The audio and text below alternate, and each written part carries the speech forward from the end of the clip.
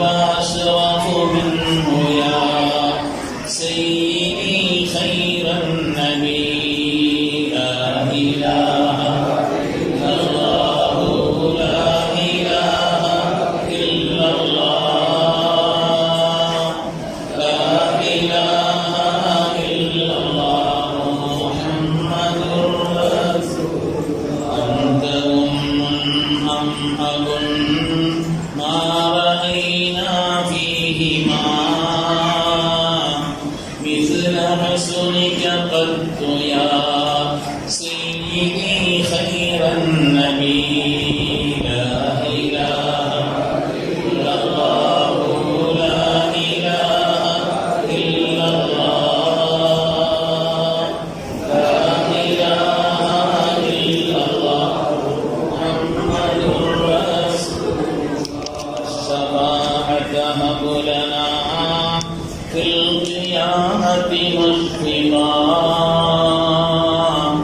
ولنا إن ضاع يا سيدي خير النبي لا إله إلا الله لا إله إلا الله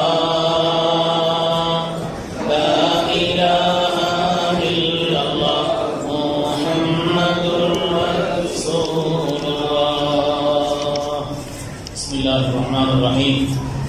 الحمد لله عظيم القدرة والشان شديد البطش والبرهان حافظ الدين والقرآن ما شاء الله كان ما لم يشاء لم يكن لا حول ولا قوة إلا بالله إن أريد إلا الإصلاح ما استطعت وما توفيقي إلا بالله عليه توكلت وإليه أنيب سبحانك لا علم لنا إلا ما علمتنا إنك أنت العليم الحكيم. قال الله سبحانه وتعالى في القرآن الحميد بسم الله الرحمن الرحيم لقد لبثت فيكم عمرا من قبله أفلا تعقلون. وقال النبي صلى الله عليه وسلم ازهد في الدنيا يحبك الله وازهد فيما عند الناس يحبك الناس وكما قال عليه الصلاة والتسليم. கண்ணியத்திற்கும் மிகுந்த மேன்மைக்குரிய ஏகத்துவ விஞ்ஞான சபையினுடைய பெரம்பலூர்களையும் ரஹ்மத்துல் ஆலமீன் மீலாது விழா பேரவை மற்றும் சங்கைக்குரிய நம்முடைய வாலிபர்கள் சுன்னத் ஜமாஅத்தினுடைய பள்ளியினுடைய பொறுப்பாளர்கள் எல்லாம் இணைந்து மிக சீரோடும் சிறப்போடும் உள்ளத்தினுடைய ஈடுபாடோடும் மஹப்பத்தோடும் ஒவ்வொரு வருடமும் ஆனந்தத்தோடும் நடத்தப்படக்கூடிய இந்த மீலாது விழா நிகழ்ச்சியினுடைய தலைவர் சங்கைக்குரிய பெரம்பலூர் மாவட்ட ஜமாஅத் மாசபையினுடைய தலைவர் சங்கைக்குரிய முகமது முனீர் அதற்குள்ளது அவர்களே, இங்கே முன்னிலை வகிக்கக்கூடிய சுன்னத் ஜமாஅத் பள்ளியினுடைய தலைவர்களே, மேன்மைக்குரிய இந்த சிறப்பான நிகழ்விலே தங்களுடைய இனிமையான குரலால் அற்புதமான முறையிலே பாடல்களை படித்துக் கொண்டிருக்கக்கூடிய இன்னும் படிக்கக்கூடிய ஆஷிக்குர் ரசூல் சங்கைக்குரிய தேர்கந்தூர் அருமை சகோதரர் தாஜுதீன் அவர்களே, இங்கே வாழ்த்துறை வழங்கிய சங்கைக்குரிய உலமா பெருமக்கள், மேன்மைக்குரிய நம்முடைய ஆலிம் புலவர் கலீஃபா ஹுசைன் முகமது அதற்குள்ளது அவர்களே, சங்கைக்குரிய அருமையான நண்பர் முகமது முஸ்தபா வாசில் பாக்கி அதர்த்தவர்களே, நம்முடைய மக்கா ஜுமா பள்ளியினுடைய இமாம் சங்கைக்குரிய முகமது அபராருல் ஹக் ரஷாதி ஹசரத் அவர்களே, மற்றும் இங்கே மாவட்ட இந்திய முஸ்லிம் லீக்கினுடைய தலைவர் சங்கைக்குரிய அருமையான அல்ஹாஜ் அப்துல் ஹாதி சாஹிப் அவர்களே, மற்றும் இங்கே சகோதரர் மௌலவி முகமது ஃபைசல் அவர்களே, சங்கைக்குரிய ஆஷிக் அலி அவர்களே, மற்றும் இங்கே அலிமார்களுடைய மேன்மையை மிக சிறப்பான முறையில் பேசிய சங்கைக்குரிய முகமது சாஹிப் முன்பை எதிர்த்தவர்களே, மற்றும் உள்ள விழா குழுவினர்களே, எனக்கு பின்னால் இங்கே இறை ஞானம் அதற்கவர்களுக்கு ரொம்ப பொருத்தமான தலைப்பு, சுவை சொட்ட சொட்ட சொட்ட அழகாக அதற்கவர்கள் பேசுவார்கள். மிக அழகான முறையிலே நமக்கெல்லாம் இறை ஞானத்தினுடைய இந்த ரசனையை, அந்த பானத்தை நமக்கு சிறப்பாக ஊட்டுவதற்காக வருகை இருக்கக்கூடிய சங்கைக்குரிய மௌலானா மௌலவி ஜுபைர் அஹமது அதர் பெருந்தகை அவர்களே, மற்றுமுள்ள மேடையிலும் முன்னிலையும் அமைந்திருக்கக்கூடிய பெருமக்களே, அல்லாஹ்வின் நல்லடியார்களே, சந்திப்பில் நம்முடைய ஆளும் கவிஞர் அவர்கள் பேசுகின்ற நேரத்திலே அதேபோல் இந்த சிறப்பான விழாவை மிக அழகான முறையில் ஏற்பாடு செய்வதிலே முழு கவனமும் முழு அன்பும் ஒவ்வொரு மஹல்லாவிலும் வீட்டிலும் நடத்தப்பெற வேண்டும் என்று எவ்வளவு உள்ளத்தினுடைய தேட்டமும் ஆசையும் இருந்திருந்தால் இப்படி ஒரு வார்த்தை நம்முடைய மரியாதைக்குரிய நம்முடைய ஷரஃபுத்தீன் ஐசாப் அவர்கள் மிக அழகான முறையில் அவர்கள் சொல்லி அமைந்தார்கள். சங்கைக்கினுடைய ஆளும் கவிஞர் அவர்கள் இங்கே தங்களுடைய கவிதைகளை படிக்கும்பொழுது இடையில ஒரு வார்த்தை சொன்னாங்க. ஸல்லல்லாஹு அலைஹி வஸல்லம் பற்றி இடித்தும் படித்தும் பேசியவர்கள் ஈனர்கள் என்று அல்லாஹ் குர்ஆனிலே எச்சரிக்கிறார் என்று சொன்னார். அதாவது தொடராக இப்பொழுது நான் பல ஊர்களுக்கு சென்று வருகிறேன். நேற்று கரூரிலே ஆயிரக்கணக்கான மக்கள், குறிப்பா மற்ற சகோதர சமுதாயத்தவர்கள் அதிகம் கலந்து கொண்ட ஒரு நிகழ்ச்சி. காரணம் என்னன்னு சொன்னா, ஸல்லல்லாஹு அலைஹி வஸல்லம் பற்றி மற்றவர்களுக்கு சொல்வதற்கு ஒரு காரணமாக ஒரு வாய்ப்பாக அந்த நிகழ்ச்சி அமைந்துவிட்டது. அவ்வளவு சகோதர சமுதாயத்தினுடைய மக்கள் அவ்வளவு பேர் சேர்ந்திருந்தார். எனவே உலகத்தில் ஏதாவது ஒரு காரியம் நடக்குதுன்னு அதுல ஏதோ ஒரு கயிறு இருக்கும், நமக்கு தெரியாது. ஒரு இடிவிரைவு ஒருவன் இப்படி பேசுகிறான் என்று சொன்னால் அதை கொண்டு அல்லாஹ் சில கயிறை உம்மத்திற்கும் சமூகத்திற்கும் ஏற்படுத்தி இருப்பான் என்பதுதான் உண்மை. சின்ன கதை சொல்லி நான் துவங்குகிறேன். அக்பர் பாதுஷா என்று பிரபலமா நம்ம கேள்விப்பட்ட ஒரு பெரிய மன்னர் தான். இந்த அக்பர் பாதுஷா அவருடைய செயல்பாடுகளிலே சில மாற்று கருத்துக்கள் நமக்கு உண்டு, அது வேறு விஷயம். அவருக்கு நல்ல ஆலோசனை சொல்வதற்காக வேண்டி பீர்பல் என்று ஒரு மந்திரி இருந்தார். நிறைய பேர் இருந்த மாதிரி பீர்பல் ஒரு மந்திரி இருந்தார். இந்த பீர்பலோடு சேர்ந்து ஒரு தடவை வேட்டையாடுவதற்காக அக்பர் பாதுஷா காட்டு பகுதிக்கு போயிருந்தார். அப்படி செல்லுகின்ற அந்த சமயத்திலே எங்கிருந்தோ ஒரு அந்த அம்பு அவருடைய கையிலே விரல்களிலே அது காயத்தை ஏற்படுத்தி விட்டது, கடுமையான ரணத்தை உண்டாக்கிவிட்டது, கையிலிருந்து ரத்தம் ஓடிவிட்டது. அந்த வேதனையை மந்திரி இடத்துல பரிமாறினார். என்னுடைய விரல்ல இவ்வளவு கடுமையான ஒரு காயம் ஏற்பட்டு ரத்தம் இப்படி சொட்டுகிறதே, இவ்வளவு வேதனை எனக்கு இருக்குதுன்னு சொன்ன உடனே மந்திரி சொன்னாரா, அதுல ஏதோ ஒரு கயிறு இருக்குன்னாரா, அதுல ஏதோ ஒரு கயிறு இருக்குன்னாரா. அக்பர் பாதுஷா கோபம் இருந்துச்சு. நான் இவ்வளவு வேதனையை சொல்றேன், கையில இப்படி சொட்டுது ரத்தம் சொல்றேன், என்னால தாங்க முடியாத அளவுக்குள்ள ஒரு வேதனையை சொல்றேன், அதுல ஏதோ ஒரு கயிறு இருக்குன்னு சொல்றீங்களா. அந்த கோபத்துல பீர்பல் அந்த நேரத்தில் அந்த மந்திரி ஒரு கிணற்றினுடைய திண்டுக்கு மேல நின்று இருந்தாராம். பாதுஷா அவரை பிடிச்சு உள்ள தள்ளி விட்டார். இது ஒரு நன்மையா இருக்கு, போயிட்டு வாங்க. எல்லாத்துலயும் கயிறு இருக்குன்னு சொல்றீங்களா, இல்ல இதுல ஒரு கயிறு இருக்குன்னு தள்ளி விட்டுட்டு போயிட்டார். அதுக்கு பிறகு வேட்டையை தொடர்வதற்காக அவர் இடத்துல போகும் பொழுது அந்த காட்டு பகுதியிலே வாழ்ந்த சில காட்டு மனிதர்கள் எல்லாம் இவரை பிடிச்சிட்டாங்க. ஆள் நல்ல பளபளன்னு இருக்கிறாரு, பெரிய அரசர் அல்லவா, அதனால ஆள் நல்ல பளபளன்னு இருக்கிறாரு. அவங்கள்ட்ட ஒரு பழக்கம் இருக்குது, அவங்களுடைய வன தேவதைகளுக்கு அறுத்து பலியிடுவதற்கு நல்ல கோலமும் தோற்றம் உள்ள ஒரு ஆள் தேவை. அதை தேடிக்கிட்டு இருந்தாங்க. வசமான ஆள் கிடைச்சிட்டாருன்னு இவரை பிடிச்சிட்டாங்க.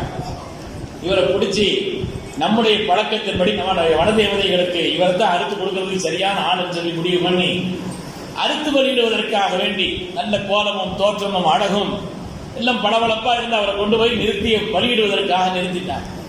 அப்படி நிறுத்தி பார்க்கும் பொழுது அவருடைய கையில வேற ஏதோ ஒரு வேதனையும் ரத்தமும் அந்த காயமும் இருந்ததை பார்த்து இது என்னன்னு கேட்டாங்க.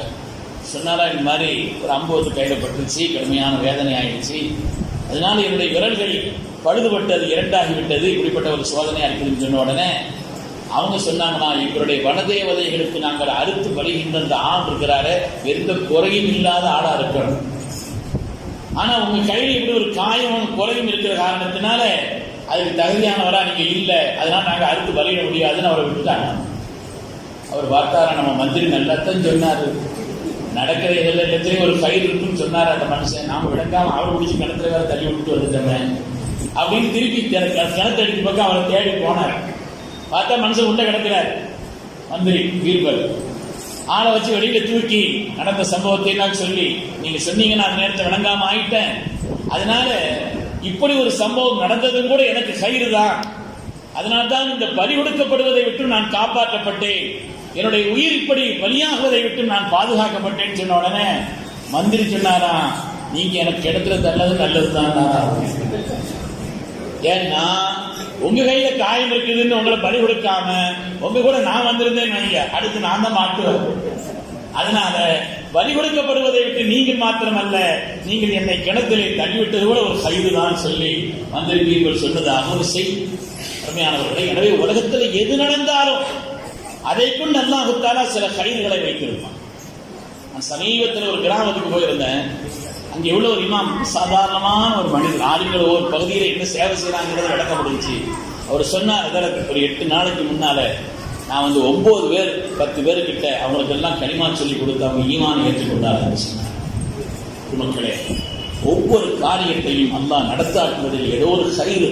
அந்த அடிப்படையில் இன்று உலகமெல்லாம் முஹம்மது ஸல்லல்லாஹு அலைஹி வஸல்லம் புகழப்பட்டவர்கள், புகழப்படுபவர்கள் என்று புகழுக்கு உரியவர்களான நமது உயிரின் மேலான கண்மணி முஹம்மது ரசூலுல்லாஹி ஸல்லல்லாஹு அலைஹி வஸல்லம் மகத்துவத்தை உலகமெல்லாம் சொல்லப்படுவதற்குண்டான ஒரு காரணமாக ஒரு கேடுகட்டவருடைய பேச்சு அமைந்திருக்கிறது என்றால் அதில் எல்லாம் ஏதோ ஒரு செயலை வைத்து சந்திக்கக்கூடியவர்களே, அந்த அடிப்படையிலே நாம ஸல்லல்லாஹு அலைஹி வஸல்லம் விளங்கணும்.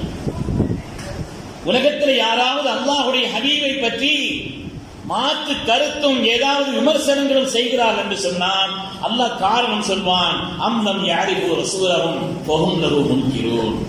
ஸல்லல்லாஹு அலைஹி வஸல்லம் அவர்கள் அறிய வேண்டாமா? அறியாத காரணத்தினால தான் இன்கார் செய்கிறாங்கன்னு அல்லாஹ் சொல்றான். ஸல்லல்லாஹு அலைஹி வஸல்லம் விளங்க வேண்டிய அளவிற்கு விளங்கி இருந்தார், அவர்களை புரிய வேண்டிய அளவிற்கு ஒரு மனிதன் புரிந்திருந்தார், அவருடைய உள்ளத்தில் எந்த விதமான கசடான தவறான எண்ணங்களும் ஏற்படாது என்பதை குர்ஆன் நமக்கு அழுத்தமாக சொல்லினார். சங்கிக்குரியவர்களே, ஸல்லல்லாஹுடைய திருமணங்களை பற்றி எனக்கு பேசும்படி சொல்லி இருக்கிறார்கள். சுருக்கமான நேரத்தில் நான் ஒரு பயான் மாதிரி இல்லாமல் ஒரு பாட மாதிரி சில விஷயங்களை நான் பரிமாறிக்கொள்கிறேன்.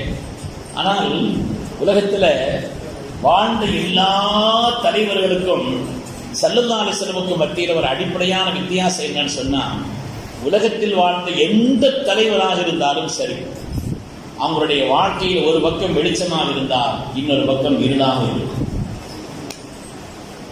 ஒரு பக்கம் வெளிச்சமாக இருந்தால் இன்னொரு பக்கம் இருளாக இருக்கும்.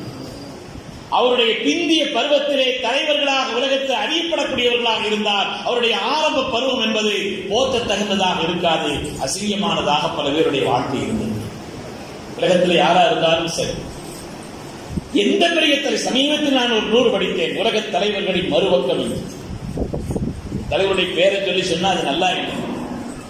உலகத்தில் எவ்வளவு பெரிய தலைவர்களாக சமகாலத்தில் வாழக்கூடியவர்களாக இருந்தாலும் சரி, முந்தி வாழ்ந்தவர்களாக இருந்தாலும் சரி, எந்த தலைவர்களாக இருந்தாலும் சரி, எவ்வளவு போற்றப்படக்கூடியவர்களாக இருந்தாலும் சரி, அவருடைய வாழ்க்கையிலே மறுபக்கம் என்பது அவர்கள் சமூகத்தில் அந்தஸ்துள்ளவர்களாக அறியப்பட்டால் குடும்பத்தில் கண்ணியமானவர்களாக அறியப்படாமல் இருக்கலாம். குடும்பத்திலே அவர் போற்றத்தக்கவராக இருந்திருந்தால் சமூகத்திலே கண்ணியமானவராக இல்லாமல் இருந்திருக்கலாம்.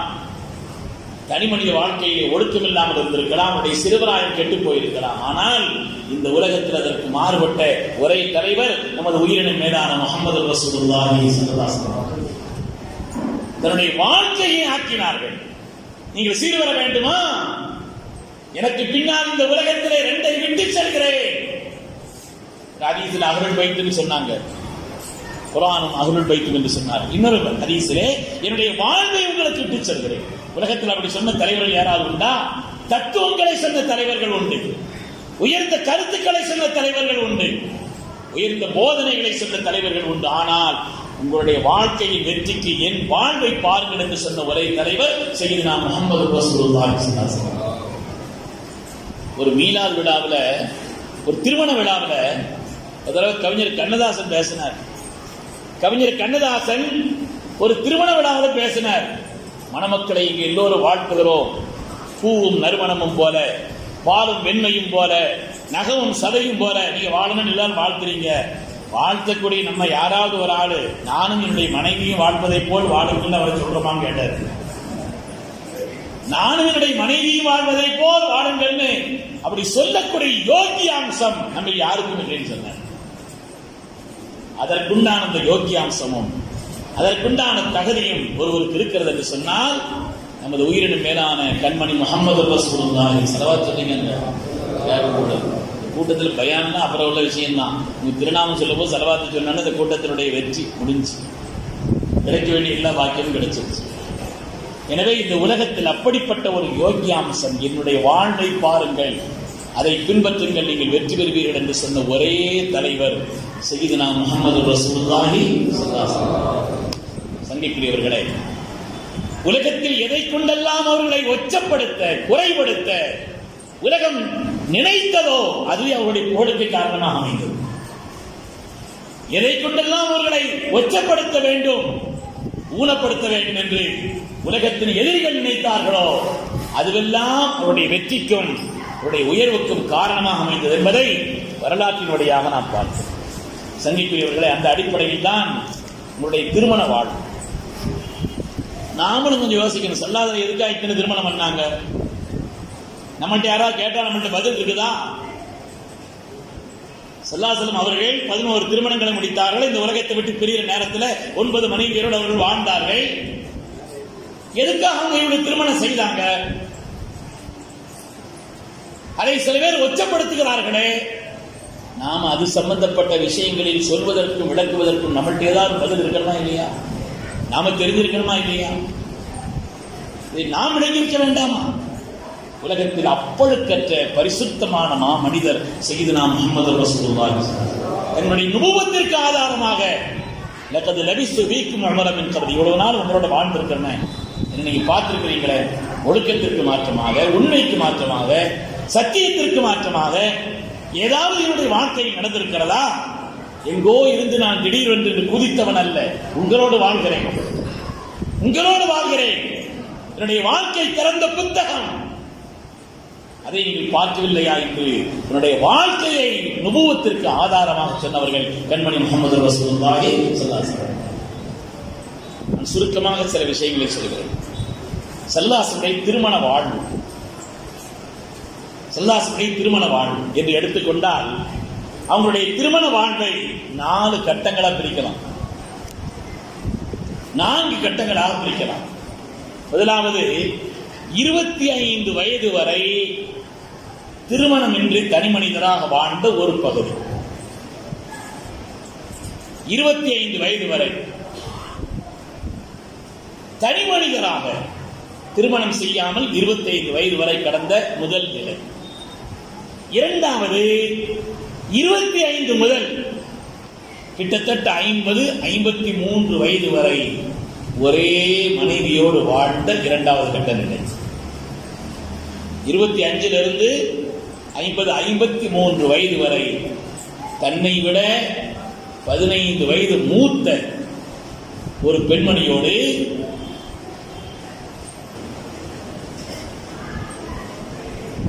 நான்கு கட்டங்கள்.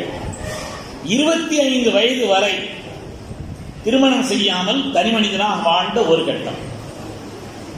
பாடம் மாதிரி கவனிக்கணும் இது.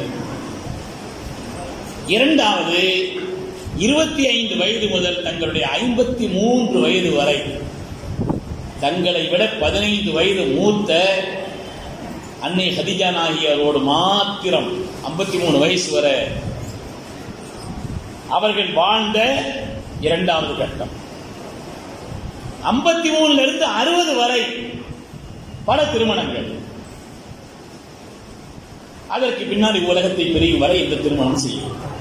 4 கட்டம் அவங்களுடைய திருமண வாழ்வு என்று குடும்ப வாழ்வு என்று எடுத்துக்கொண்டார். 25 வயது வரை எந்த திருமணம் செய்யாமல் வாழ்ந்த முதல் நிலை. 25 இருந்து எத்தனை வயசு வரங்க?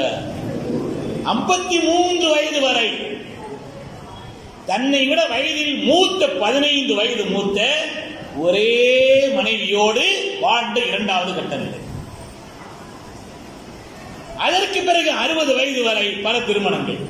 நேரம் சூழ்நிலை இருந்துச்சுன்னா ஒவ்வொன்றுக்கும் காரணத்தை சொல்லலாம். அதற்கு பிறகு 60க்கு பிறகு அவனுடைய வஃபாத் வரை யாரையும் திருமணம் செய்யல. இப்படிப்பட்ட ஒரு 4 கட்டங்களுடைய இல்லை. வெப்பம் மிகுதியாக உள்ள அந்த நாட்டிலே வாழக்கூடிய அந்த மக்கள் தங்களுடைய 25 வயது வரை உணர்ச்சி துடிப்புகள் அலை மோதக்கூடிய அந்த காலகட்டம். வாலிப முறுக்கினுடைய இன்ப கனவுகளால் சுழந்தடிக்கக்கூடிய அந்த நிலை. அந்த நேரத்தில் 25 வயது வரை எந்த விதமான உணர்ச்சிகளுக்கும் அவர் அடிமைப்படாமல் மாத்திரமல்ல, ஸல்லல்லாஹு அலைஹி வஸல்லம் சொன்னாங்க, பார்வை விஷயத்தில் ரொம்ப கவனமா இருக்கணும்னு சொன்னாங்க. அப்படி உலகத்தில் சொன்னவர்கள் வாழ்ந்து காட்டியவர்கள். ஸல்லல்லாஹு அலைஹி வஸல்லம் அலிநாயகத்தை பார்த்து சொல்லுவார்கள், உங்களுடைய தொடையை கூட நீங்கள் திறக்கக்கூடாதுன்னு சொன்னாங்க, பார்க்கக்கூடாதுன்னு சொன்னாங்க. ஹயாத்தாக உள்ள மௌத்தாகிவிட்ட யாருடைய தொடையை கூட நீங்கள் பார்க்கக்கூடாதுன்னு சொன்னார். பெருமக்கள் விளக்கம் சொல்வார்கள், நமது உயிரின் மேலான கண்மணி முஹம்மது ரசூலுல்லாஹி ஸல்லல்லாஹு அலைஹி வஸல்லம் முபாரக்கான அருள் நிறைந்த திருவுடலை குளிப்பாட்டுவதற்கான அந்த பொறுப்பை இதற்கு அலிநாயகத்திடத்தில் ஸல்லல்லாஹு ஒப்படைத்தாங்க. அந்த பாக்கியம் ஏன் அவங்களுக்கு கிடைச்சிச்சுன்னு சொன்னா, பார்வையை பேணியதில் அந்த அளவிற்கு முதன்மையானவர்கள் சையதுனா அலி இப்னு அபீ தாலிப் ரலியல்லாஹு அன்ஹு. ஹயாத்தாக உள்ள மௌத்தான யாருடைய தொடையையும் கூட அவர்கள் பார்த்ததில்லை. பார்வைதான் அன்னதொரு முஸ்ஸஹமும் மஸ்மூமும் மின் சியாமி இப்லீஸ். இப்லீஸுடைய விஷந்தோ இந்த அம்பு பார்வை. எல்லா பாவத்திற்கும் அது அடிப்படை, எல்லா பாவத்திற்கும் அது அடிப்படை. ஈசா அலைஹிஸ்ஸலாம் சொல்வார்கள், அன்னதொரு இஸ்ராஃபில் கல்பி ஷஹவத்தன். பார்வைதான் மனிதனுடைய மனதிலே ஆசையை விதைக்கிறதுன்னு சொல்லுவாங்க. ஸல்லல்லாஹு அலைஹி வஸல்லம் பார்வை விஷயத்தில் அந்த அளவுக்கு பேணுதலா இருந்தாங்க. பேணுதலாக இருக்கவும் சொன்னார், பேணுதலாக இருக்கவும் சொன்னார். குர்ஆனில் அல்லாஹ் தஆலா பர்சீசா என்பவருடைய வரலாறு சொல்கிறான் சூரத்துல் ஹஜ்ரிலே.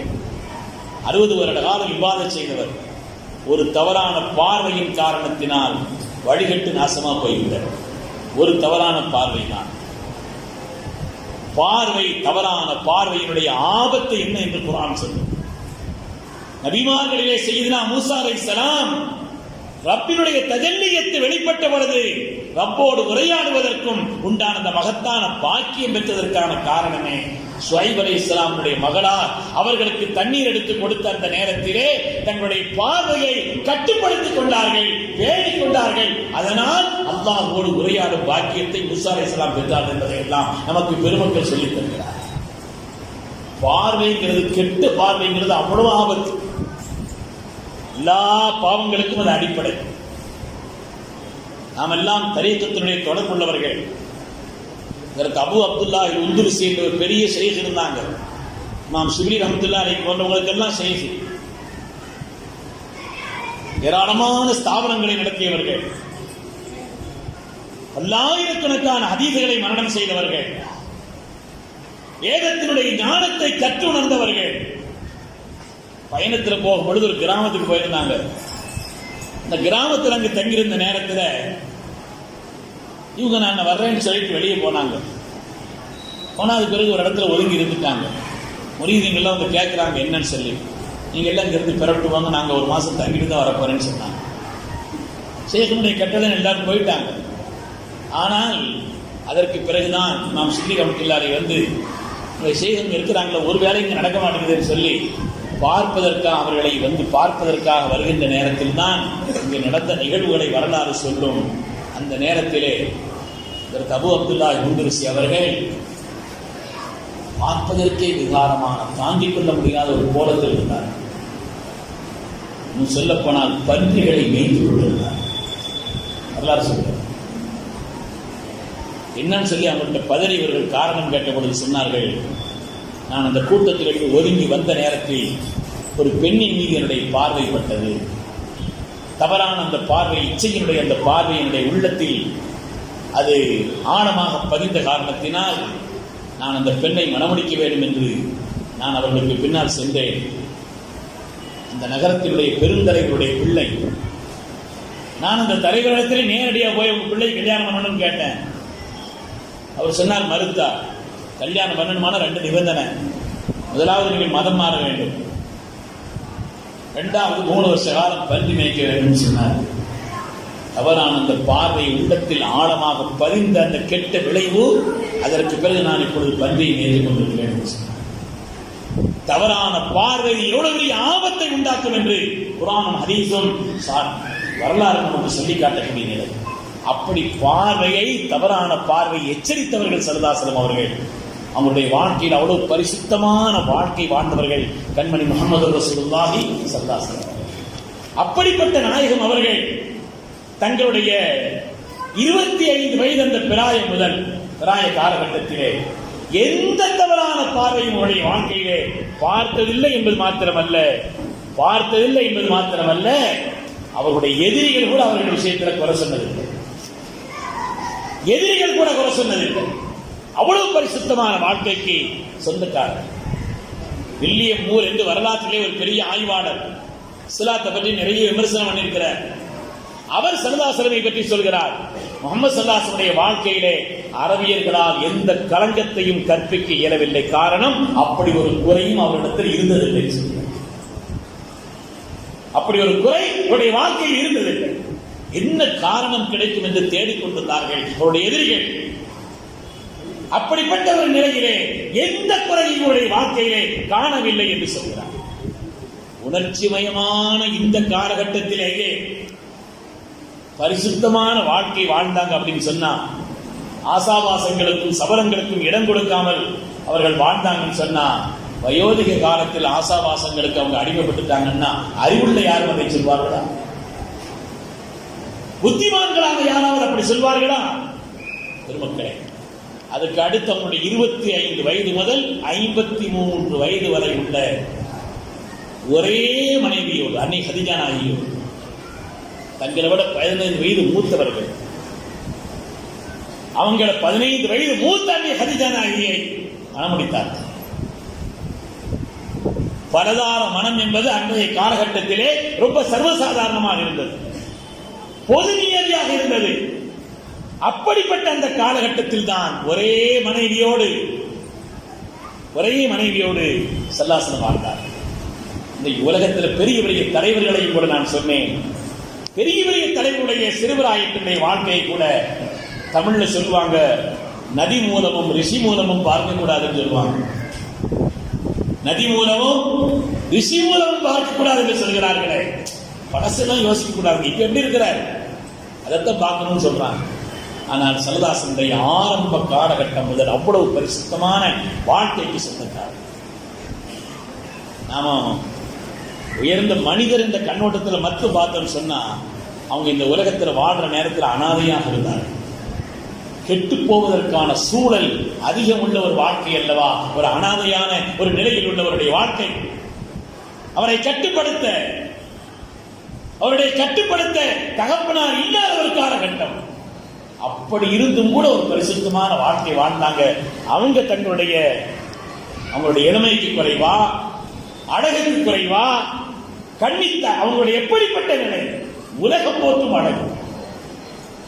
ஐஷா நாயகி சொன்ன மாதிரி யூசுப் அலைஹிஸ்ஸலாமுடைய அழகை பார்த்து அன்றைய காலகட்டத்தினுடைய பெண்கள் மயங்கினார்கள் என்று சொன்னால், விரல்களை அறுத்துக் கொண்டார் என்று சொன்னால், எங்கள் சய்யிதுனா முஹம்மது ரசூலுல்லாஹி ஸல்லல்லாஹு அலைஹி வஸல்லம் அழகை கண்டால் தங்களுடைய கல்வியை அறுத்து எழுதிவார்கள். அவ்வளவு அழகுக்கு சொந்தக்காரர்கள். அவர்களுக்கு நிக்காஹ் செய்து கொடுப்பதற்கு ஏராளமான பெண்களும் பெருந்தலைவர்களும் தயாராக இருந்த ஒரு காலகட்டம். அப்படிப்பட்ட அந்த காலகட்டத்திலேயே ஸல்லல்லாஹு அலைஹி வஸல்லம் அவர்கள் ஒரே மனைவியோடு வாழ்ந்தார்கள். அவங்களுடைய 40வது வயது முதல், கதீஜா நாயகி 40 வயசு, ஸல்லல்லாஹு அலைஹி வஸல்லம் எத்தனை வயசுங்க சொல்லுங்களேன்? 25 வயசு. மேடையில் இருக்கவும் சொல்லக்கூடாது, இருக்கிறவங்க சொல்லுங்க. ஸல்லல்லாஹு அலைஹி வஸல்லம் பொறுத்தவரையிலே 25 வயது, கதீஜா நாயகிக்கு 40 வயது. அந்த 40 வயது முதல் 65 வயது வரை ஸல்லல்லாஹு அலைஹி வஸல்லம் அவர்களோடு சேர்ந்து வாழ்ந்த ஒரே நிலையிலே.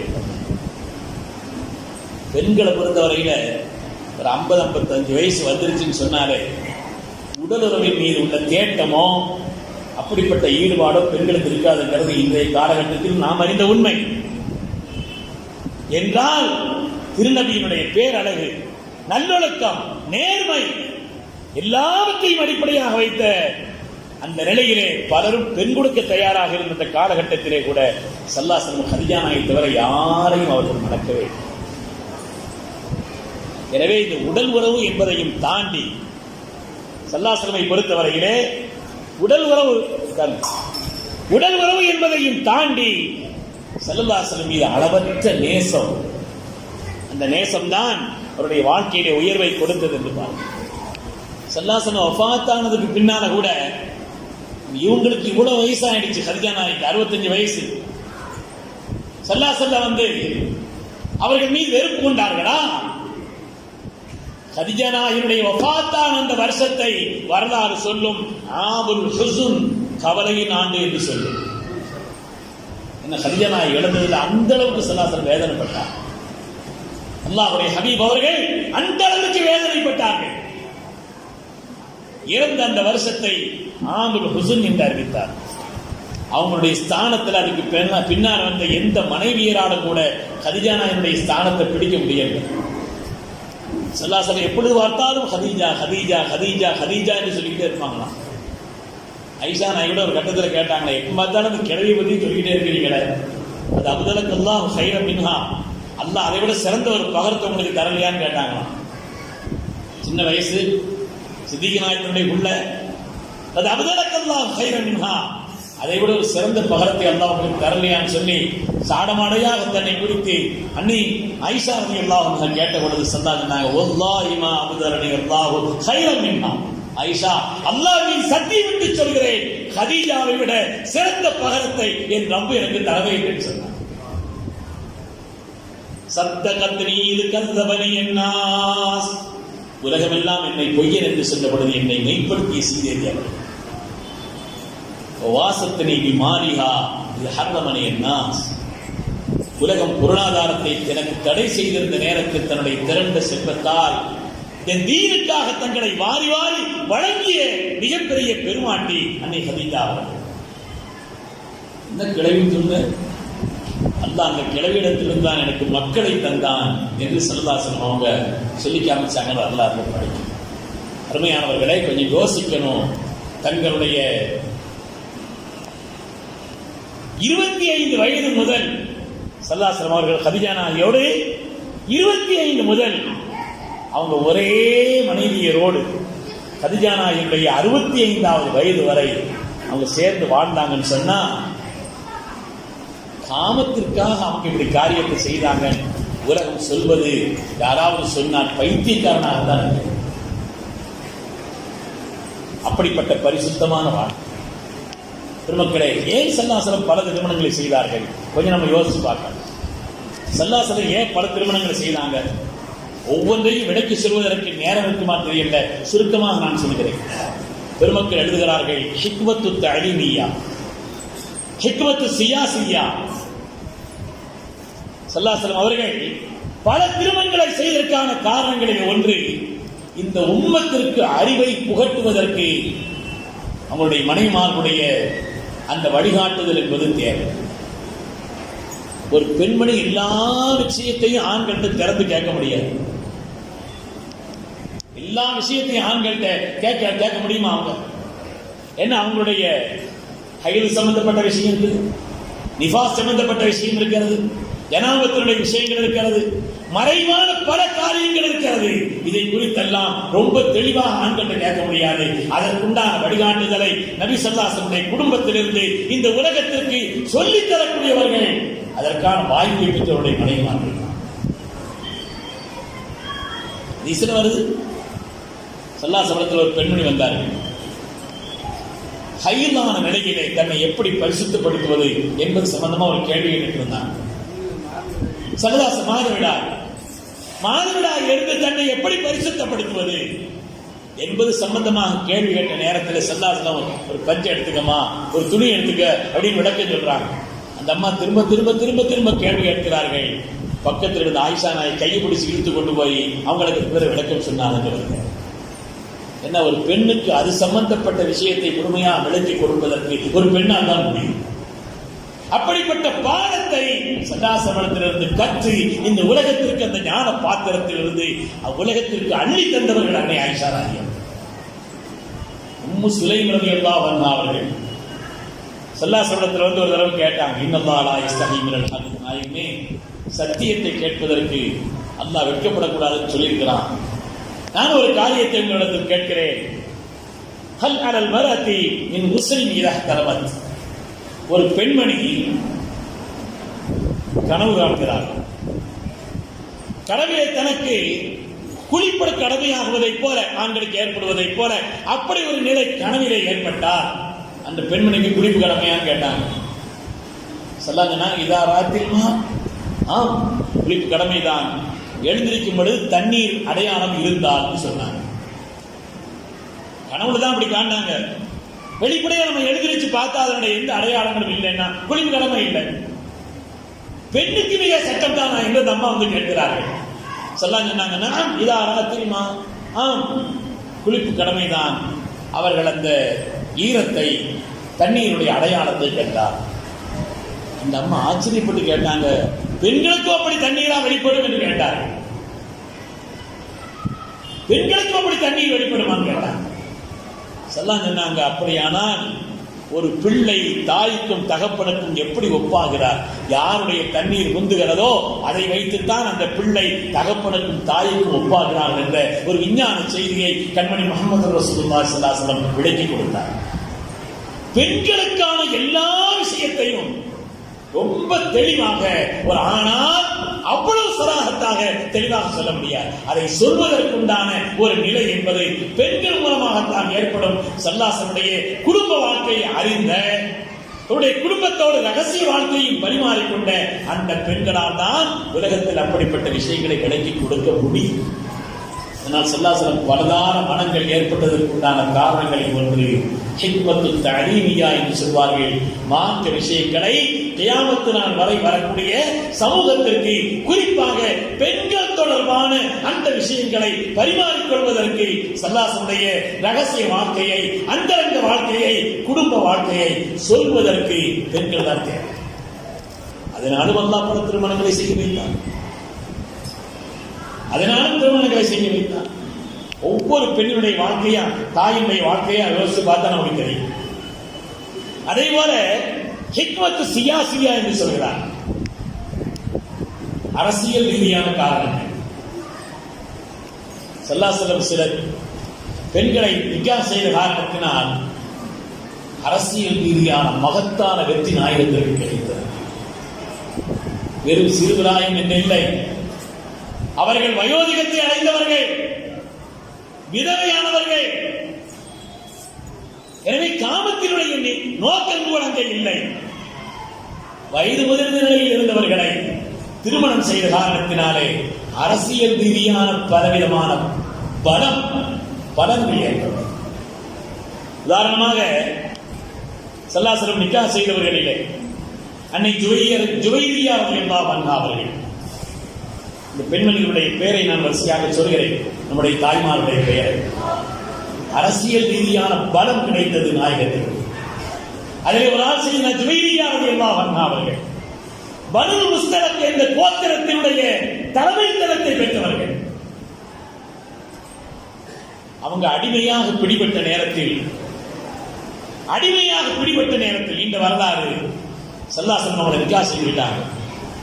அவங்களை நிக்காஹ் செய்த உடனே அந்த அடிமைகளாக அந்த யுத்தத்தில் பிடிபட்ட பலரும் சஹாபாக்களுக்கு பங்கு வைத்து கொடுக்கப்பட்டிருந்தார்கள். அடிமைகள். ஸல்லல்லாஹு அலைஹி வஸல்லம் அந்த குடும்பத்திலே உள்ள ஒரு பெண்ணை நிக்காஹ் செய்த உடனேயே, அடிமையாக அல்ல, அவங்க ஈமான் கொண்டு அதற்கு பிறகு நிக்காஹ் செய்த உடனேயே யாரெல்லாம் அடிமைகள் பங்கு வைக்கப்பட்டிருந்தார்களோ எல்லோரும் ஸல்லல்லாஹு அலைஹி வஸல்லம் நிக்காஹ் செய்த ஒரு கோத்திரத்தில் ஒரு குடும்பத்தில் உள்ளவர்களை நாம் அடிமைகளாக வைத்திருப்பது நியாயமில்லை என்று அந்த ஹபீபின் மீது உள்ள பிரியத்தின் காரணத்தினால் எல்லோரும் தங்களுடைய அடிமைகளை உரிமையிட்டு விட்டார். எனவே ஜுவைரியா ரலியல்லாஹு அன்ஹா அவர்களை பனு முஸ்தலக் என்ற அந்த கோத்திரத்தினுடைய தலைமைத்தனத்தை கொண்ட அவர்களை நிக்காஹ் செய்த காரணத்தினால் அது ஸல்லல்லாஹு அலைஹி வஸல்லமுக்கு பலனாக அமைந்தது என்பது மாத்திரமல்ல, அவர்களுடைய அந்த திருமணம் என்பது அந்த உம்மத்திற்கும் சமூகத்திற்கும் குடும்பத்திற்கும் அது மிகப்பெரிய பரக்கத்தாக அமைந்தது. அந்த குடும்பமே, அந்த கோத்திரமே இஸ்லாமானது. அரசியல் ரீதியான பலம் கிடைத்தது. அதேபோல் அவங்களுடைய மனைவிகளிலே அன்னை சஃபியா ரலியல்லாஹு அன்ஹா அவர்கள் பனு குறைதா என்ற யூத கோத்திரத்தினுடைய தலைமைத்தனத்தை பெற்றவர்கள். அந்த இரண்டு கோத்திரம், யூதர்களுடைய இரண்டு கோத்திரத்திற்கும் தலைமை பொறுப்பாளராக இருந்தவருடைய பிள்ளை அன்னை சஃபியா ரலியல்லாஹு அன்ஹா. அதனால அந்த அந்த யூதர்கள் எல்லாம் தங்களுடைய குடும்பத்திலே உள்ள ஒரு பெண்ணை மணமுடித்த காரணத்தினாலே அவருடைய மனங்கள் எல்லாம் இறங்கிவிட்டது, எதிர்ப்பு குறைந்து விட்டது, எதிர்நிலை பலகீனமாகிவிட்டது என்பதை நாம் பார்க்கிறோம். அதே போல அன்னை உம்மு ஹபீபா ரலியல்லாஹு அன்ஹா அவர்கள், யார் மக்காவுடைய பெருந்தலைவராக இருந்த அபூ சுஃபியானுடைய மகள், அபூ சுஃபியானுடைய மகள், அவங்க ஆரம்ப காலகட்டத்திலேயே இஸ்லாத்தை ஏற்றுக்கொண்டவர்கள், குடும்பத்தை விட்டு வந்துட்டாங்க. அந்த உம்மு ஹபீபா ரலியல்லாஹு அவங்களுடைய மகளார் அன்னை உம்மு ஹபீபா ரலியல்லாஹு அவர்களை அபூ சுஃபியான் ரலியல்லாஹு பின்னால் இஸ்லாமாகிவிட்ட அவருடைய மகனார் உம்மு ஹபீபாவை நாயகம் ஸல்லல்லாஹு அலைஹி வஸல்லம் நிக்காஹ் செய்தார்கள். அதன் விளைவாக அபூ சுஃபியானை இறங்கி வரக்கூடிய ஒரு நிலை ஏற்பட்டிருக்கிறது. அரசியல் ரீதியான சில காரணங்களுக்காக வேண்டி, காமம் என்பது காரணம் இல்லை, மனோ இச்சை என்பது காரணம் இல்லை. காரணம் என்னவென்று சொன்னால், தங்களுடைய 53 வயதிற்கு பின்னால் சிறுபிராயத்திலெல்லாம் பக்குவமாக இருந்தவர், ஒழுக்கமாக இருந்தவர், பண்பாடாக இருந்தவர், அப்படிக்கற்ற நிலையிலே வாழ்ந்தவர், தங்களுடைய 53 வயதிற்கு பின்னால் காமத்திற்காக நிக்காஹ் செய்தார் என்று சொன்னால், பெருமக்களே, அது அறிவுடைமையான காரணம். அப்படி சொல்வது அறிவு ரீதியான வாதம். எனவே மார்க்கத்தை மக்களுக்கு தெளிவாக கியாமத் வரை சொல்ல வேண்டும் என்ற நோக்கத்திற்காக, அரசியல் ரீதியான சில காரணங்களுக்காக, இப்படி பல்வேறு காரணங்களால் ஸல்லல்லாஹு அலைஹி வஸல்லம் அவர்கள் மனைவியர்களுடைய அந்த நம்முடைய தாய் ரசூலுல்லாஹ்வுடைய மனைவி என்ன நமக்கு யாருங்க தாய்மார், வாசுமாஜு உம்மஹான், ஸல்லல்லாஹு அலைஹி வஸல்லம் முஃமின்களுக்கு தங்கள் உயிரை விட மேலானவர்கள் நம்முடைய மனைவியர்கள், நம்முடைய தாய்மார் என்று அல்லாஹ் குர்ஆனில் சொல்றான். அந்த ஒப்பற்ற தாய்மார்கள் முதல்ல கதீஜா நாயகியோடு தான் வாழ்ந்தாங்க. கதீஜா நாயகியோடு மாத்திரம்தான் 53 வயது வரை வாழ்கிறார்கள். கதீஜா நாயகியுடைய வஃபாத்துக்கு பின்னால அடுத்து ஸல்லல்லாஹு அலைஹி வஸல்லம் நிக்காஹ் செய்தவர்கள், இந்த பேரை கொஞ்சம் ஞாபகம் வச்சுக்கணும். அடுத்து ஸல்லல்லாஹு அலைஹி வஸல்லம் நிக்காஹ் செய்தவர்கள் சௌதா ரலியல்லாஹு அன்ஹா. என்ன பேருங்க? சத்தமாக சொல்லுங்களேன். சௌதா ரலியல்லாஹு அன்ஹா. அதெல்லாம் கதீஜா நாயகி ரலியல்லாஹு அன்ஹா. இடையில நான் பேரை வரிசையை கேட்கிறேன், நீங்க ஞாபகம் வச்சு சொல்லிக்கிறேன். நம்முடைய தாய்மார்கள் தான். கதீஜா நாயகியுடைய வஃபாத்துக்கு பின்னாலே, தங்களுடைய 53 வயதை கடந்ததற்கு பின்னாலே ஸல்லல்லாஹு அலைஹி வஸல்லம் அதற்கு பிறகு முதலாவது நிக்காஹ் செய்தது சௌதா நாயகி. சௌதா நாயகியை பொறுத்தவரையிலே அவங்களுடைய கணவர் சக்ரான் என்பவர் இஸ்லாத்தை ஏற்றிருந்தார். 2 பேரும் இஸ்லாத்தை ஏற்றிருந்தாங்க. எதிரிகளுடைய கடுமையான தொந்தரவு. அதனாலே அபிசீனியாவுக்கு ஹிஜ்ரத் போயிட்டாங்க. கணவனும் மனைவி சக்கரான் அவர்களும் சௌதா நாயகியும் சேர்ந்து ஹிஜ்ரத் போயிட்டாங்க. மக்காவினுடைய நிலை நல்லபடியாக ஆகிவிட்டது என்று யாரோ தகவல் சொல்ல, அதை உண்மை என்று நம்பி அபிசீனியாவிலிருந்து திரும்ப வருகின்ற நேரத்திலே, வருகின்ற வழியிலே சௌதா நாயகியுடைய கணவர் இறந்து போய்விட்டார். அவங்களுடைய குடும்பம் இருக்கிறதே, சௌதா நாயகி மீது கடுமையான பகை கொண்டிருந்தார்கள். குடும்பத்தில் அவர்களை அரவணைப்பதற்கு யாரும் இல்லை. அந்த நேரத்தில் ஸல்லல்லாஹு அலைஹி வஸல்லம் சௌதா நாயகி நிக்காஹ் செய்கிறாங்க. அந்த நேரத்தில் சௌதா நாயகி வயசு தெரியுமாங்க? 55 வயசு. இவங்களுக்கு 54, ஸல்லல்லாஹு அலைஹி வஸல்லம் அவங்களுக்கு 55 வயது. 50 வயது 55 வயதான ஒரு பெண்ணை காம நோக்கத்தோடு இச்சைக்காக நிக்காஹ் செய்தார்கள் சொன்னால் உலகம் எப்படி? பிறகு ஏன் செய்தார்கள்? தங்களுடைய பிள்ளைகளை பராமரிப்பதற்காக, கதீஜா நாயகியிடத்திலிருந்து பெற்றெடுத்த மக்களை பராமரிப்பதற்கு பெண்கள் வேண்டுமா இல்லையா? பல நோக்கங்களிலே அது ஒரு நோக்கமாக அமைந்தது. சங்கைக்குரியவர்களே, இரண்டாவது அவங்க நிக்காஹ் செய்தது கதீஜா நாயகிக்கு பின்னால். இரண்டாவது நிக்காஹ் செய்து யாருங்க சொல்லுங்களேன்? பாடங்கன்னு சொல்லிருங்க. சௌதா நாயகி ரலியல்லாஹு அன்ஹா. மூணாவது நிக்காஹ் செய்து ஆயிஷா நாயகி ரலியல்லாஹு அன்ஹா. முதலாவது கதீஜா நாயகி, இரண்டாவது சௌதா நாயகி, மூணாவது யாருங்க? ஆயிஷா ரலியல்லாஹு அன்ஹா. ஆயிஷா ரலியல்லாஹு தஆலா அவர்கள் மாத்திரம்தான் அவங்க நிக்காஹ் செய்ததிலேயே கன்னிப்பெண், இளம் வயது. நான் சொன்னேன் அல்லவா, ஸல்லல்லாஹு இளமையான நேரத்தில் வயது முதிர்ந்த கதீஜா நாயகி நிக்காஹ் செய்திருந்தாங்க. என்ன சோதனையான காலகட்டம், எதிரிகள் நிறைந்திருந்த காலகட்டம். அந்த நேரத்தில் ஆறுதல் சொல்வதற்கும் அரவணைப்பதற்கும் வயது முதிர்ந்த ஒரு பெண்மணி தான் தேவை. ஆனால் ஆயிஷா நாயகி நிக்காஹ் செய்த அந்த காலகட்டம் இருக்கிறது, ஸல்லல்லாஹு அறிவு சுனை உலகத்தில் பொங்கி வழிந்த காலம். அதை ஏந்துவதற்கு ஏற்ற தகுந்த பாத்திரம் தேவை. இந்த அறிவு சுனை மதீனாவிலே பொங்கி வழிகி உம்மத்திற்கு சொல்ல வேண்டிய செய்திகளை எல்லாம் கொண்டுகிறார்கள். அதை ஏந்துவதற்கு ஏற்ற பாத்திரம் தேவை அல்லவா? அந்த நேரத்திலே இளம் வயதான அன்னை ஆயிஷா நாயகியை ஸல்லல்லாஹு நிக்காஹ் செய்தார்கள். உலகத்திலேயே அதிகமாக ஹதீஸை மரணம் செய்தவர்களிலே பெண்மணிகள் முதன்மையானவர்கள். சஹாபாக்களுக்கு மார்க்கத்தில் எந்த சந்தேகம் ஏற்பட்டாலும் அதை நிவர்த்தி செய்து கொடுப்பதிலே முதன்மையானவர்கள் ஆயிஷா நாயகி.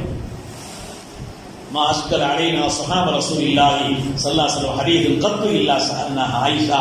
எங்களுக்கு மார்க்கத்தில் எந்த சந்தேகம் ஏற்பட்டாலும் நாங்கள் அன்னை ஆயிஷா நாயகத்தில் கேட்டு அதை தீர்த்துக் கொண்டோம் என்று சொல்கிறார்கள் சையதுனா இப்னு மஸ்ஊத் ரலியல்லாஹு அன்ஹு. எனவே ஆயிஷா நாயகி ஸல்லல்லாஹு அலைஹி வஸல்லம் அவர்களை நிக்காஹ் செய்ததற்கான காரணம் அவங்க சித்திக் நாயகத்துடைய மகளா. சித்திக் நாயகம் வாழ்க்கையிலேயே 3 லட்சியம் தான் சொன்னாங்க. நான் வாழ்றதுக்கு எனக்கு 3 காரணம் தான். முதலாவது, நாயகமே உங்களை பார்த்துக்கிட்டே இருக்கிற நாயகமே சொல்லுங்க.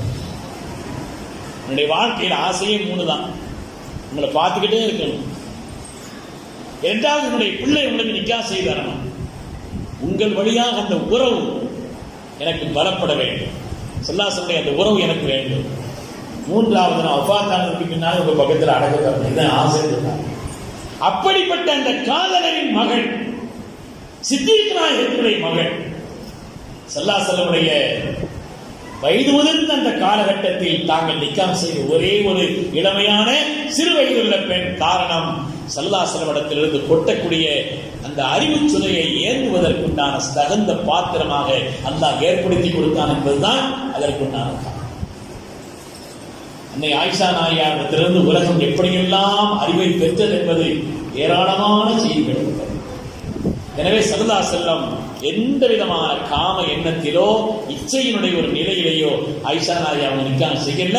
அதற்கு தலீமியா உம்மத்திற்கு மார்க்கத்தை சொல்வதற்குண்டான அந்த மகத்தான ஆற்றலை, தங்களிடத்திலிருந்து வெளிப்படக்கூடிய அறிவு சுனையை ஏந்தி கியாமத்து வரை உலகத்திற்கு கொடுப்பதற்குண்டான ஒரு நிலை.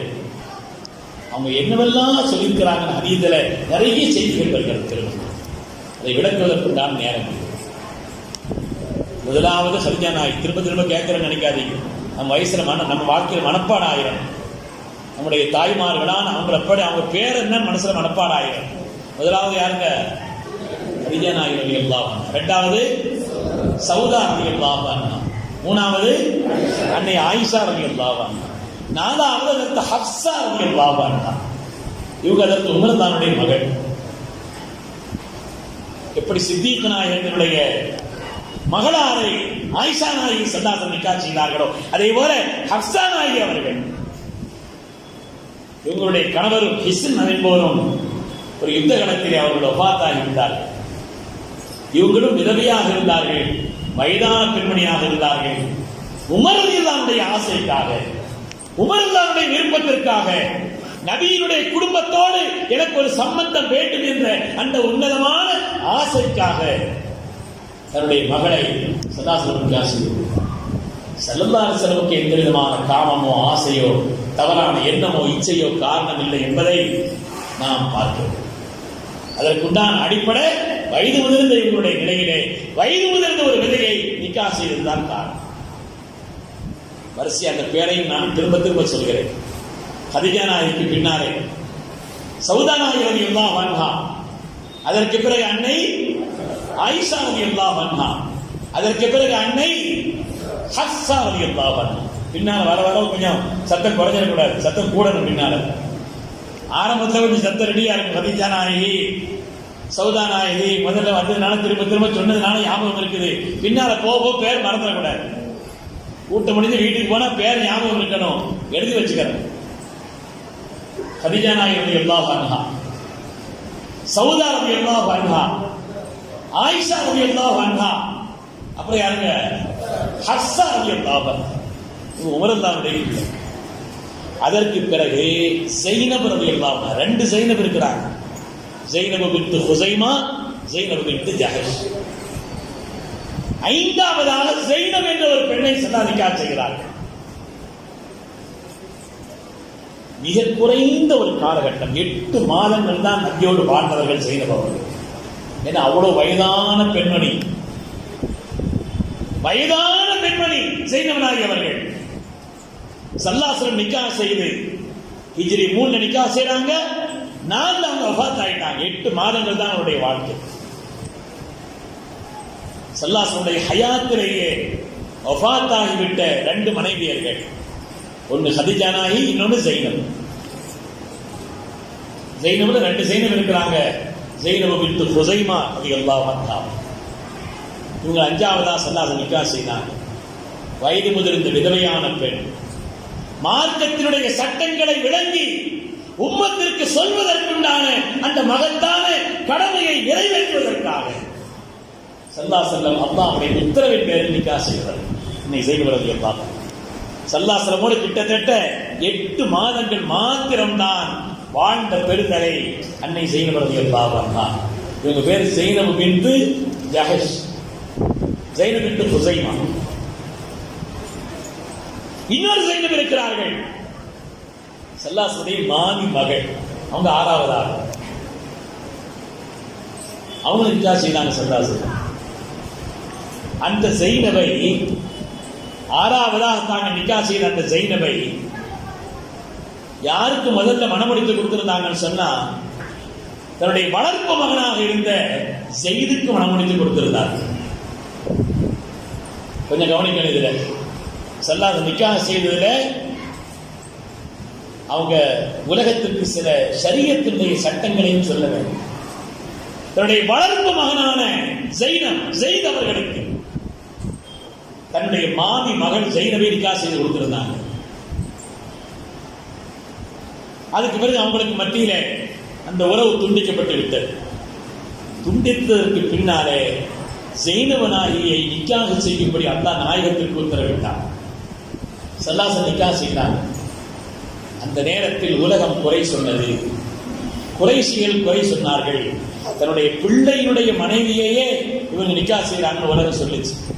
ஆனால் அல்லாஹ் இந்த உலகத்திற்கு ஒரு சட்டத்தை சொல்ல நினைத்தான். அசல் பிள்ளையும் வளர்ப்பு பிள்ளையும் ஒருவர். அசல் பிள்ளையும் வளர்ப்பு பிள்ளையும் ஒரே நிலையில் உள்ளவர்கள் அல்ல. உலகம் எப்படி வேண்டுமானாலும் சொல்லட்டும், உதுஊஹும் லிஆபாஇஹிம் ஹுவ அக்ஸத்து இன்தல்லாஹ். பிள்ளைகளை அவருடைய பெற்றோரின் பெயரோடு சேர்த்து அடையுங்கள், அதுதான் அல்லாஹ்விடத்தில் நீதமிக்க ஒரு நடைமுறை. அல்லாஹ் சொல்றான், மாக்கான முஹம்மதுன் அபா அஹது மின் ரிஜாலிக்கும், முஹம்மது ஸல்லல்லாஹு அலைஹி வஸல்லம் எந்த ஆண் மக்களுக்கும் இவர்கள் தகப்பனார். அதனால ஸல்லல்லாஹு அலைஹி வஸல்லமோடு நீங்கள் இணைத்து வளர்ப்பு மகனை சொல்லாதீர்கள் என்று அல்லாஹ் தஆலா ஒரு சட்டத்தை சொன்னார். வளர்ப்பு மகனுடைய நிக்காஹ் செய்து கொடுக்கப்பட்ட அந்த மருமகள் வெளிப்படையா சொல்ல போனார், மருமகளை நிக்காஹ் செய்யக்கூடாது. ஆனால் வளர்ப்பு மகனுடைய பிள்ளையாக இருந்தால் ஷரியத்திலே நிக்காஹ் செய்வது தடையில்லை என்ற அந்த சட்டத்தை உலகத்திலே நடைமுறைப்படுத்தி சொல்வதற்கும், உலகத்தில் அதுவரை இருந்து வந்த அந்த நடைமுறையை உடைத்தெறிவதற்குமாக அல்லாஹ் ஏவினால் அந்த ஸைனபை நிக்காஹ் செய்யும். ரசூலுல்லாஹ்வுடைய மாமன்கள் 2 ஸைனப் சொல்லி இருக்கிற, கொஞ்சம் ஞாபகம் வச்சுக்கிறோம். ஸல்லல்லாஹு மனைவிமாருடைய வரிசையை திரும்ப நீங்க சொல்லுங்க. முதலாவது அன்னை ஹதீஜா ரலியல்லாஹு அன்ஹா. நல்ல பேர் சில பேருக்கு எழுதி வச்சு சொல்றா, கரெக்டா, ரொம்ப சந்தோஷம். அன்னை ஹதீஜா ரலியல்லாஹு அன்ஹா. இரண்டாவது யாருங்க? அன்னை சௌதா ரலியல்லாஹு அன்ஹா. மூணாவது அன்னை ஆயிஷா ரலியல்லாஹு அன்ஹா. நாலாவது அன்னை ஹஃப்ஸா ரலியல்லாஹு அன்ஹா. 5வது ஸைனப் தான், 6வது ஸைனப் தான். ஆனால் 5வதாக உள்ள ஸைனப் பின்த் ஹுஸைமா ஸல்லல்லாஹு அலைஹி வஸல்லமோடு 8 மாதங்கள் மாத்திரம் வாழ்ந்த ஒரு பெண்மணி. இந்த உலகத்தை விட்டு ஸல்லல்லாஹு அலைஹி வஸல்லம் ஹயாத்திலேயே 2 பேர் பிரிஞ்சாங்க. அதுல ஒன்று ஹதீஜா நாயகி அவர்கள், இன்னொன்று ஸைனப் நாயகி. 6வதாகவும் ஸைனப் தான். அந்த ஸைனப் பின்த் ஜஹஷ், ஜஹஷுடைய மகள் ரலியல்லாஹு அன்ஹா. உண்மையானவர்கள் இந்த சட்டத்தை உலகத்தில் சொல்வதற்கும் காலம் காலமாக இருந்து வரக்கூடிய அந்த பழக்கத்தினுடைய நிலைகளை உடைத்தெறிவதற்கும் அல்லாஹ் ஏற்படுத்திய ஒரு ஏற்பாடுதான் அந்த ஜைனப் பின்த் ஜஹஷை அல்லாஹ் தன்னுடைய மாமி மகளை நிக்காஹ் செய்கிறேன். மாமி மகளை நிக்காஹ் செய்கிறேன். 7வதாக உம்மு சலமா ரலியல்லாஹு அன்ஹா. நான் கொஞ்சம் சீக்கிரமே முடிச்சு அவங்களுடைய அந்த விஷயத்தை நீங்க இன்னும் சுவையா கேட்பதற்கு சீக்கிரமே முடிக்க நினைச்சேன். நேரம் போன தெரியல, இடையில பாதி கண்ணு தாண்டி இருக்கிறோம். அதனால கொஞ்சம் சீக்கிரமா சொல்லி முடிச்சிடறேன். 7வதாக யாருங்க? அன்னை சொல்லுங்க, உம்மு சலமா ரலியல்லாஹு அன்ஹா. 7வதாக உம்மு சலமா. இவங்க ரொம்ப வயசான ஆள். காரணங்கள் பலது இருக்குது. ஸல்லல்லாஹு அலைஹி பெண் கேட்டு விட்டாங்களாம். உம்மு சலமா நாயகி சொன்னாங்களா, 3 காரணத்தினால யோசிக்கிறேன். முதலாவது, இன்னி இம்ராத்து முஸ்லிமத்து, ரொம்ப வயசான பெண், நிக்காஹ் செய்து நான் என்ன செய்ய போறேன், ரொம்ப வயசான பெண்ணு, அதனால யோசிக்கிறேன்னு சொன்னாங்களாம். 2வது, எனக்கு ஏராளமான பெண் மக்கள் இருக்கிறார்கள், நிறைய எத்தீமான பிள்ளைங்க இருக்கிறாங்க, கணவர் விட்டுட்டு போயிட்டார், எத்தீமான பிள்ளைங்க ரொம்ப இருக்கிறாங்க. 3வது, வான சதீது வீரத்தி, நான் வந்து ரோஷக்காரி, டப்புன்னு கோபம் வந்துடும். வேற ஆள்கிட்ட கோபிச்சா பரவாயில்ல, உங்கள்கிட்ட ஏதாவது கோபிச்சா மொத்த சாபம் எனக்கு வந்து சேர்ந்துடும். அதனால இந்த 3 காரணத்தினால யோசிக்கிறேன்னு சொன்னாங்களாம். ஸல்லல்லாஹு அலைஹி பதில் சொல்லி விட்டாங்களா, உங்களோட நான் வயசான ஆளு தான், பிரச்சனை இல்லைன்றாங்க. முதல் கேள்விக்கு பதில், உங்களோட நான் வயசான ஆளு தான். உலகத்தில் எங்க எத்தீமானாலும் அந்த எத்தீம்களுக்கெல்லாம் நான் தந்தை. உலகத்தில் எத்தீம்களுக்கெல்லாம் நான் தான் தந்தை. அப்படியானால் அந்த எத்தீமான பிள்ளைகள் என்னுடைய நேரடி பராமரிப்பில் வருவது சால பொருத்தம், அதுவும் பிரச்சனை இல்லைன்னாங்களா. சதீது வீரத்தை ரோஷம் அதிகரிக்குன்னு அதுக்கு சரி வராது நாங்கள். அதனால் அந்த நிலை உங்களுக்கு மாறுவதற்காக நான் துவா செய்கிறேன். வயதான பெண் யோசிக்க வேண்டும். ஸல்லல்லாஹு நோக்கங்கள் இச்சையினுடைய நோக்கம் அல்ல என்பதை புரிந்து கொள்வதற்காக நான் அந்த வார்த்தையை சொல்கிறேன். அதனாலே அன்னை உம்மு சலமா ரலியல்லாஹு அன்ஹா, உம்மு சலமா ரலியல்லாஹு அன்ஹா அவர்களை ஸல்லல்லாஹு அலைஹி 7வது நிக்காஹ் செய்தாங்க. 8வது ஜுவைரியா ரலியல்லாஹு அன்ஹா. ஏற்கனவே நான் காரணம் சொல்லிவிட்டேன், அரசியல் ரீதியான காரணம். அரசியல் ரீதியான காரணம், பனுல் முஸ்தலக் என்ற அந்த யுத்தத்திலே கடுமையான எதிர்நிலையிலே கைதியாக பிடிபட்டவர்கள் அன்னை ஜுவைரியா அம்மா அவர்கள். ஜுவைரியா அம்மா அவர்கள் கைதியாக பிடிபட்டார். அந்த அடிமைகளுடைய நிலையிலே எல்லோரும் அடிமைத்தனத்திலிருந்து விடுதலை பெறுவதற்கு காரணமாக இருந்தவர்கள், அந்த கோத்திரமை இஸ்லாம் ஆகுவதற்கு காரணமாக இருந்தவர்கள், எதிரிகளுடைய அந்த எதிர்ப்பை குறைப்பதற்கு அரசியல் ரீதியான தந்திரமாக இது அமைந்திருந்தது என்பதை பார்க்கிறோம். 9வது உம்மு ஹபீபா ரலியல்லாஹு அன்ஹா. வேட்டே வந்து பின்னால் கொஞ்சம் மறந்துடும் சொன்னேன், அதை ஞாபகப்படுத்தி நான் முடிப்பேன். 8வதாக அன்னை ஜுவைரியா அம்மா அவர்கள். 9வதாக அன்னை உம்மு ஹபீபா அவர்கள். ஸல்லல்லாஹு அலைஹி 59வது வயதிலே மக்காவுடைய பெருந்தலைவராக இருந்த அபூ சுஃபியானுடைய மகள் அன்னை உம்மு ஹபீபாவை ஸல்லல்லாஹு அலைஹி நிக்காஹ் செய்கிறார். ஸல்லல்லாஹு அலைஹி இந்த நிக்காஹுக்கு அவங்களுக்கு உண்டான அந்த மகனை கொடுத்தவர்கள் அபிசீனியாவுடைய மன்னர் நஜ்ஜாஷி அவர்கள். ஸல்லல்லாஹு அலைஹி அவங்களை நிக்காஹ் செய்வதற்காக மாமன்னர் நஜ்ஜாஷி அவர்கள் 400 தங்க காசுகள் நபி ஸல்லல்லாஹு அலைஹி சார்பாக மகராக அவர்கள் கொடுத்து நிக்காஹ் செய்திருக்கிறார். சரித்திர விரிவாக சொல்லப்பட வேண்டியது நேரம் சொல்லுங்கள். அவங்கள தான் 9வது ஸல்லல்லாஹு நிக்காஹ் செய்தார். 10வதாக அன்னை சஃபியா அம்மா அவர்கள். நான் சொன்னதல்லவா, மூசா அலைஹிஸ்ஸலாமுடைய ஹாரூன் அலைஹிஸ்ஸலாமுடைய வம்சத் தொடரில் வரக்கூடியவர்கள் சஃபியா அம்மா. பனு குறைதா, பனு நுதைர் என்ற பிரபலமான அந்த யூத கோத்திரத்தினுடைய தலைவர்களாக இருந்தவருடைய பிள்ளை. அதனால யூதர்களுடைய எதிர்ப்பு மறுக்கியது. இதுவும் ஒரு அரசியல் ரீதியான காரணம் தான். இது சமூகம் நல்லுறவுக்கு அது காரணமாக அமைந்தது. அவங்க நிக்காஹ் செய்ததுனால அந்த சமூகத்தினுடைய நல்லுறவுக்கு அது காரணமாக அமைந்தது. எனவே அவங்க 10வதா ஸல்லல்லாஹு நிக்காஹ் செய்தாங்க. 11வதாக அன்னை மைமூனா ரலியல்லாஹு அன்ஹா. ஸல்லல்லாஹு அலைஹி பெரிய தகப்பனார் அப்பாஸ் ரலியல்லாஹுடைய பொறுப்புல வளர்ந்தவங்க தான் அன்னை மைமூனா ரலியல்லாஹு அன்ஹா அவர்கள். அதற்கு அப்பாஸ் ரலியல்லாஹுடைய விருப்பத்தின் பேரில், பெரிய தகப்பனாருடைய விருப்பத்தின் பேரில் ஸல்லல்லாஹு அலைஹி வஸல்லம் அவர்கள் கடைசியாக நிக்காஹ் செய்தது அன்னை மைமூனா ரலியல்லாஹு அன்ஹா. ஒரு தடவை மாத்திரம் இந்த 11 பேரை நீங்க திரும்ப ஞாபகப்படுத்திக்கங்க. ஸல்லல்லாஹு அலைஹி வஸல்லம் இந்த உலகத்தை விட்டு பிரியும் நேரத்தில் 9 மனைவியர்கள் இருந்தார்கள். அவங்க ஹயாத்திலேயே 2 பேர் வஃபாத் ஆயிட்டாங்க. வஃபாத்தான 2 பேர் யாருங்க? முதலாவது அன்னை ஹதீஜா ரலியல்லாஹு அன்ஹா, இன்னொரு ஆளு அன்னை ஸைனப் பின்த் ஹுஸைமா, ஸைனப் ரலியல்லாஹு அன்ஹா.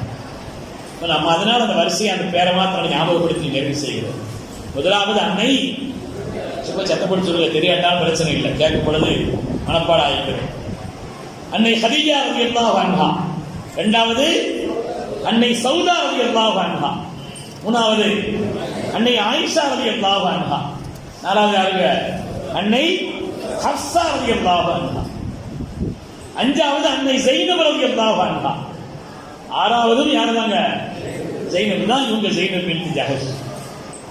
ஏழாவது அன்னை உம்மு சலமா ரலியல்லாஹு அன்ஹா. எட்டாவது அன்னை ஜுவைரியா ரலியல்லாஹு அன்ஹா. ஒன்பதாவது அன்னை உம்மு ஹபீபா ரலியல்லாஹு அன்ஹா. பத்தாவது அன்னை சஃபியா ரலியல்லாஹு அன்ஹா. 11வது அன்னை மைமூனா ரலியல்லாஹு அன்ஹா. இவங்களை நிக்காஹ் செய்ததுங்கிறது மனோ இச்சைக்கான காரணம் அல்லங்கிறதுக்கு பிரதானமான ஒரு காரணம், ஸல்லல்லாஹு அலைஹி வஸல்லம் தங்களுடைய 53 வயது வரை தங்களை விட வயது மூத்த 15 வயது மூத்த ஹதீஜா நாயகியோடு ஒரே மனைவியோடு தங்களுடைய வாழ்க்கையை கழித்தவர். இளமை பருவத்திலே உஷ்ணம் நிறைந்த அரபு பூமியிலே இளமையான காலகட்டத்தில் ஒழுக்கத்தோடும் நிறைவான ஒழுக்கத்தோடு வாழ்ந்தவர்கள் பிற்காலத்தில் ஒழுக்கம் தவறிவிட்டார் என்று சொன்னால் எந்த வகையிலும் அறிவு சார்ந்த நியாயம் இல்லை. அவருடைய வரலாறு அவ்வளவு தெளிவானது. அவருடைய வரலாறுங்கிறது மறைந்ததல்ல. ஒரு மனிதனுடைய சரியான வாழ்க்கையுடைய அளவை நிர்ணயிப்பதற்கு அவருடைய இல்லறம் தான் அடிப்படை. இல்லறத்தில் அவ்வளவு பரிசுத்தமான வாழ்க்கை. ஸல்லல்லாஹு அலைஹி வஸல்லம் கூட சொன்னாங்க, நீங்க யார்கிட்ட வேணா நல்ல பேர் வாங்கலாம், நீங்க நல்ல பேர் வாங்க வேண்டிய இடம் உங்களுடைய மனைவின்னு சொன்னாங்க. எல்லா மனைவிமார்களும் ஸல்லல்லாஹு அலைஹி வஸல்லம் நற்சான்றிதழுக்கு சர்டிபிகேட் கொடுத்திருக்கிறார் என்பதை வரலாற்றில் நாம் பார்க்கிறோம். உண்மையானவர்கள் இன்னும் விரித்து சொல்ல வேண்டிய செய்திகள் நிறைய இருக்கிறது. ஸல்லல்லாஹு அலைஹி வஸல்லம் பகல் காலம் பல்வேறு விதமான பிரச்சனைகள், பல்வேறு விதமான நிலைப்பாடுகள், ஏராளமான யுத்தங்கள், இப்படி எல்லாம் பகல் காலம் கழித்தது.